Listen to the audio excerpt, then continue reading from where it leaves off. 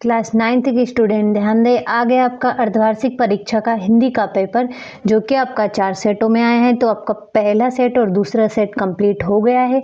तो अब बारी है आपके तीसरे सेट की। तो इसे देखिए और जल्दी से कंप्लीट करिए, ताकि आप पेपर में अच्छे से अच्छे अंक प्राप्त कर पाएँ और आपको किसी भी तरह की कोई भी परेशानी आपको पेपर में ना हो। तो इस तरीके से हमारा पहला प्रश्न है, सही विकल्प चुनकर लिखिए। तो पहला है, माखनलाल चतुर्वेदी के काव्य का मूल स्वर क्या है? तो क्या है? राष्ट्रीयता एवं देश प्रेम है।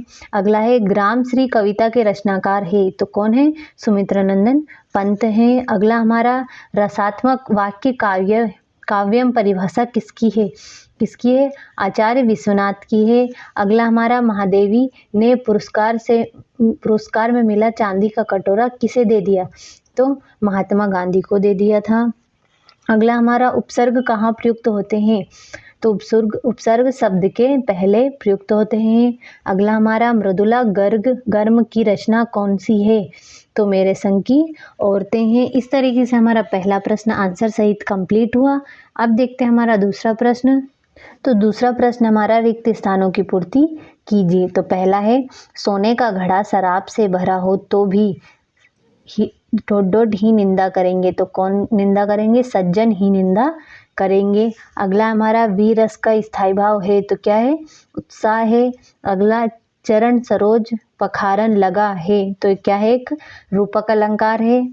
अगला हमारा, दो बेलों की कथा गद्य की विधा की रचना है, तो एक कहानी विधा की रचना है। तो एक कहानी विधा की रचना है। अगला हमारा, रेल शब्द शब्द है, तो क्या शब्द है? एक विदेशी शब्द है। अगला हमारा, मेरे संग की औरतें की लेखिका है, तो क्या है? मृदुला गर्ग है। तो दूसरा प्रश्न हमारा कंप्लीट हुआ। अब देखते हैं हमारा तीसरा प्रश्न, जो कि है बीजक। तो बीजक का होगा हमारा कबीर। दूसरा है श्रृंगार रस, तो श्रृंगार रस का होगा हमारा रति। तीसरा है हमारा, चांदी का कटोरा, तो चांदी का कटोरा होगा हमारा महात्मा गांधी को दे दिया था। अगला है शालीमली, तो इसका होगा हमारा वर्ड वाचर।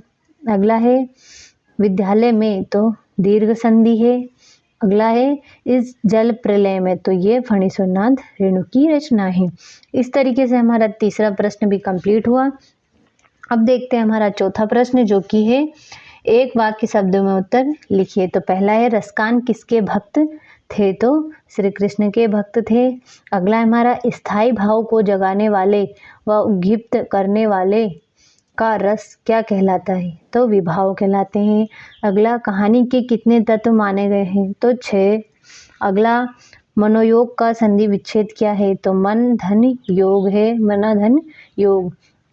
अंधकार का तद्भव शब्द क्या है? तो अंधेरा।